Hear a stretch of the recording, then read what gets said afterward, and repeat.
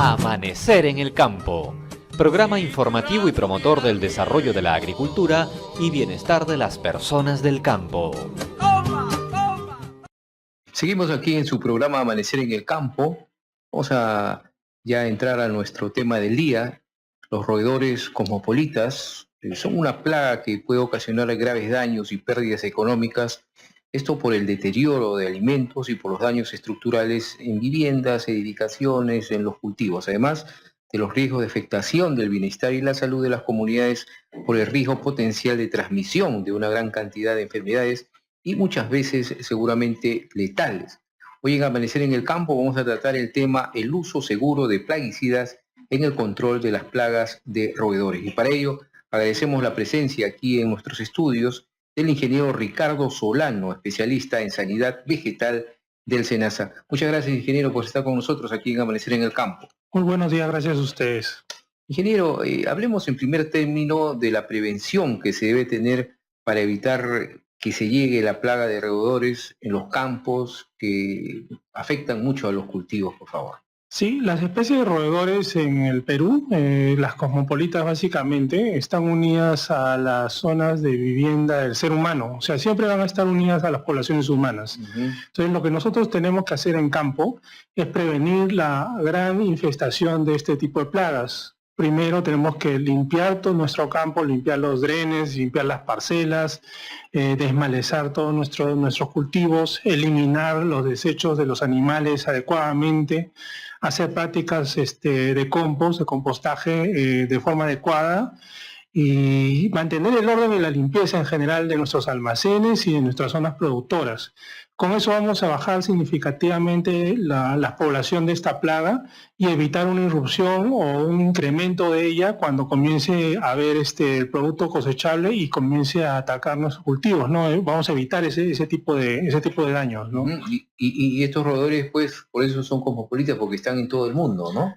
Sí, son tres especies básicamente las cosmopolitas, la Ratus ratus, que es la rata de campo que el agricultor normalmente ve, el pericote o Mus musculus, está en todos lados, está en las ciudades y está también en el campo, y la Ratus norbergicus, que es la rata de desagüe. La rata de desagüe básicamente está en las zonas urbanas, o sea, grandes ciudades. No lo vamos a ver en campo por lo general, salvo que estemos muy pegados a las ciudades, no lo vamos a ver. Entonces tenemos básicamente dos especies con las cuales tenemos que manejar y controlar. Y estas especies están ligadas netamente a las poblaciones humanas, o sea, no pueden vivir sin el ser humano.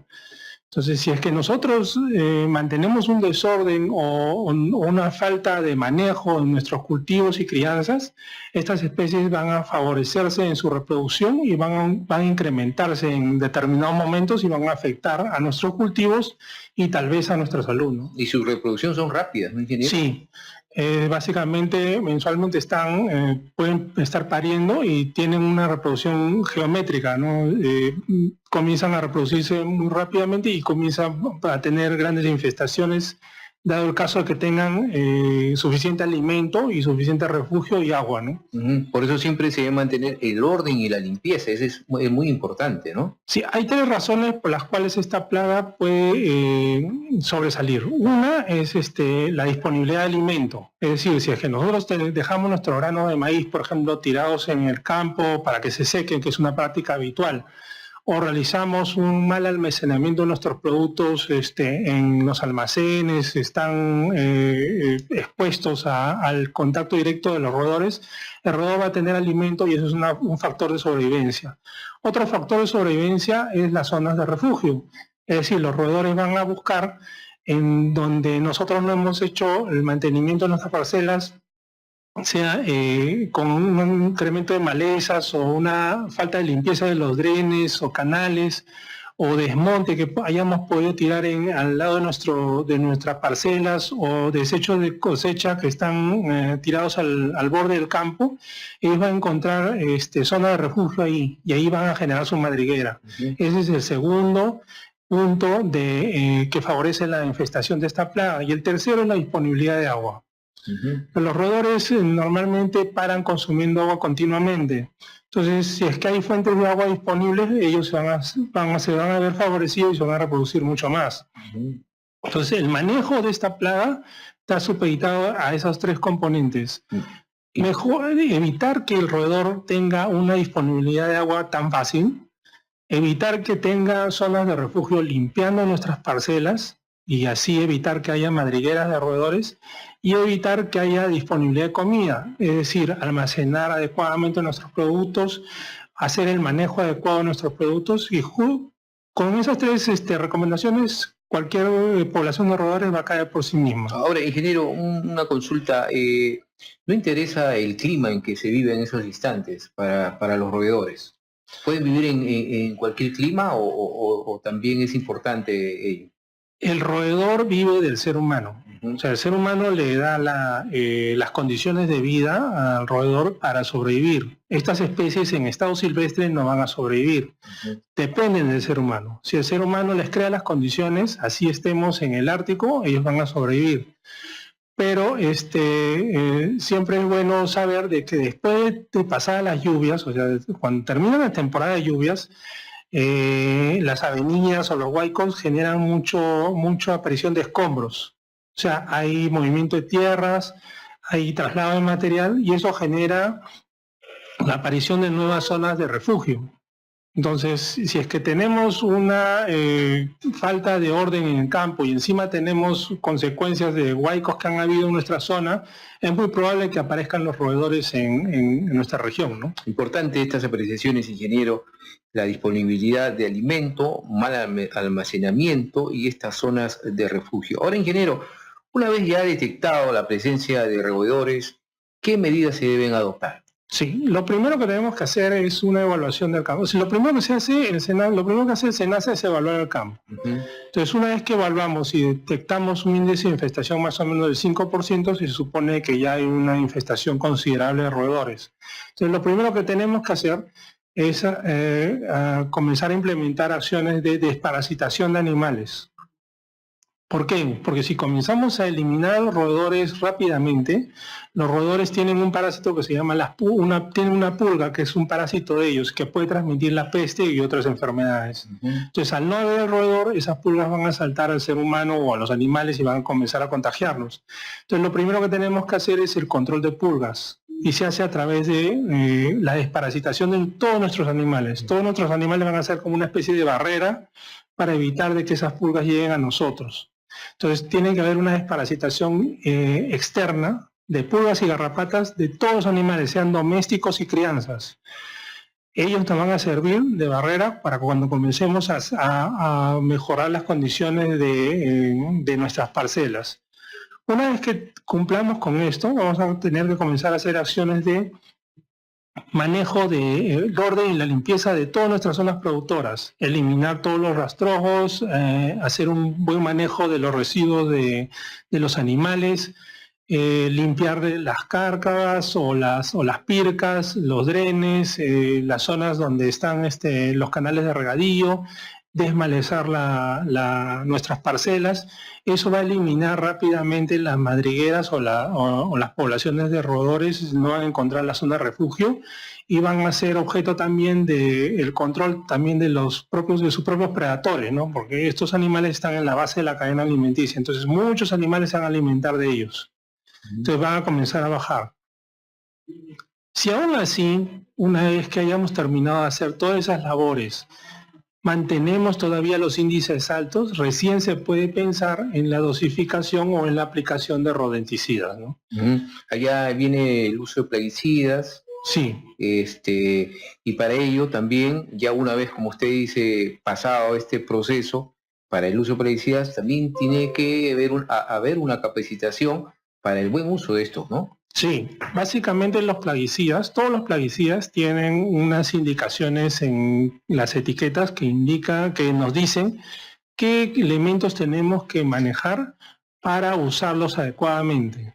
En el caso de los roedores usamos rodenticidas. Los rodenticidas son anticoagulantes que vienen con un disuasivo, que es un componente muy amargo que impide que de repente una persona o alguien o un animal lo consuma porque no lo va a poder tragar. Este componente amargo no lo sienten los roedores, pero sí el resto de los seres vivos. Entonces, Si es que uno por casualidad quisiera tragarse el rodenticida, no lo va a poder hacer porque el sabor es muy fuerte. ¿Y cómo vienen estos rodenticidas? Son como cubos de cera que se distribuyen en campo o tipo nicovita, ¿no? Como nicovita, algo así. Entonces, estos rodenticidas se colocan específicamente en las zonas donde han habido capturas en el momento de evaluación. Entonces se va a comenzar a bajar la población de roedores, ¿no? Entonces, para el manejo de esto se necesita usar guantes, usar mascarillas, usar botas, usar mameluco para evitar las pulgas y todo lo demás, ¿no? Entonces hay ciertas condiciones para el buen uso de los plaguicidas, ¿no? De este tipo de plaguicidas en específico. Y en general para el otro tipo de plaguicidas todos tienen que ver en la misma etiqueta del producto, están los elementos que recomienda el productor para lo que es el manejo de esos productos, ¿no? Y aparte, ¿el SENASA hace algún tipo de capacitación para los agricultores? Sí, manejo? En todas las unidades operativas de SENASA, toda la dirección ejecutiva están llanas a brindar la capacitación respectiva al manejo y uso seguro de plaguicidas y al manejo integrado de plagas de este tipo y de otras además que puedan haber en campo. Entonces se coordina directamente con el personal de SENASA y el SENASA va a ir a su comunidad, a su zona, a dictar las charlas y a realizar las capacitaciones respectivas dependiendo del problema que tengan, ¿no? Ahora, ingeniero, a raíz de estos cambios climáticos, de las lluvias, de esta afectación que ha tenido parte del norte del país también, habrá habido bastante trabajo, ha habido plagas que se han presentado en algunas zonas rurales de campo con mayor intensidad. Claro, en la zona norte, bueno, en realidad el fenómeno del Niño más fuerte ha sido el del 2017. En 2017 sí hubo una gran infestación de langosta en el norte que la pudimos controlar y la evitamos. Este año, estas lluvias actuales no han sido tan fuertes. Entonces no ha habido una gran presencia de plagas en el norte. En el sur sí han habido un gran movimiento de material, producto de las avenidas y todo lo demás. Entonces estamos priorizando esa zona para lo que es el manejo integrado de roedores, porque pensamos de que probablemente comiencen a aparecer algunos daños de roedores en la zona sur, Arequipa, Moquegua, Tacna, y vamos a comenzar a atender esa zona, ¿no? Entonces, el país, si bien es cierto, es afectado totalmente por el fenómeno del Niño de las lluvias. No todas las regiones se afectan de la misma manera, ¿no? En este caso, en esta oportunidad, este año ha sido el sur el más golpeado por lo que son las avenidas y los huaicos, ¿no? En el norte no tanto. Y ahora refiriéndose para el caso de Lima, hubo un problema en uno de los distritos recientemente, en San Juan de Lurigancho, por una serie de problemas en los desagües, donde hubo una inundación. ¿Hubo ahí también problemas de plagas de roedores, ingeniero? Ese problema del desagüe fue un problema ya que tuvo que ver más que nada con la estructura misma de la tubería y de parece otras estructuras. Me parece que el tren eléctrico estaba cerca, que rompió el tubo.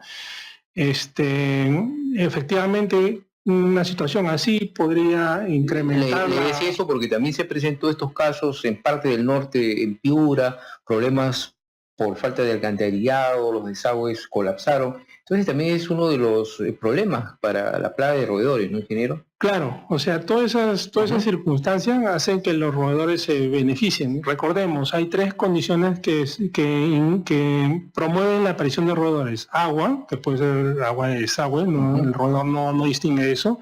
Alimento, que también está dentro de la zona de desecho. Y refugio. Cuando comienza a haber un desorden o botadura de desmonte y todo lo demás, aparecen estas madrigueras, ¿no? Entonces, pero una vez que se controla cualquiera de esos elementos, es decir, se elimina el agua, o se eliminan los refugios, o se elimina la zona de alimentación, los roedores caen por su propio peso, o sea, desaparecen. Ahora, ingeniero, hay otros tipos también hemos visto en algunas ocasiones algún tipo de trampas que ponen para los roedores. ¿También se trabaja parte de los plaguicidas con este tipo de trampas? Claro, el sistema hay dos cosas en el manejo integrado. Uno que es la evaluación y otro que es el control. En la evaluación se utilizan diferentes tipos de trampas. Nosotros usamos trampas de captura viva.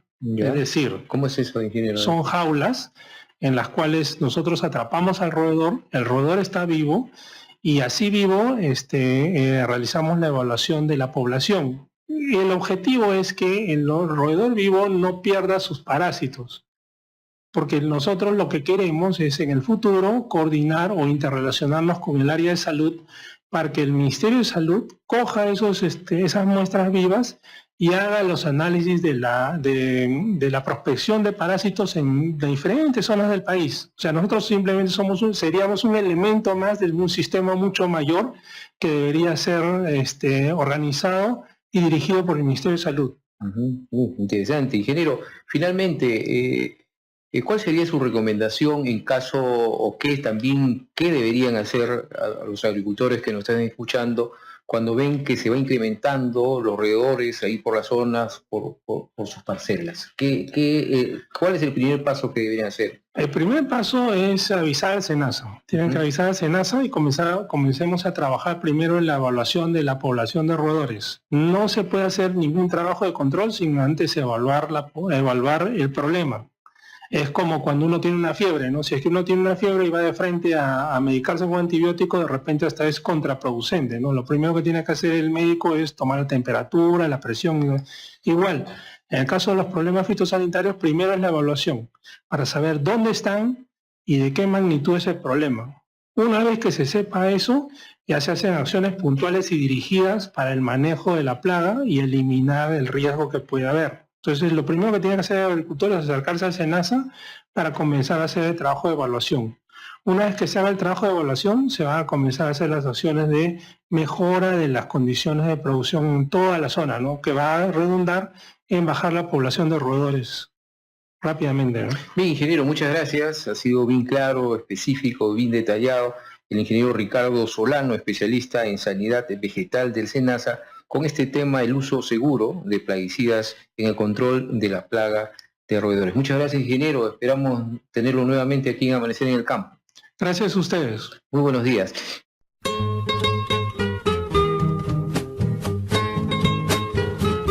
Amanecer en el Campo. Programa informativo y promotor del desarrollo de la agricultura y bienestar de las personas del campo.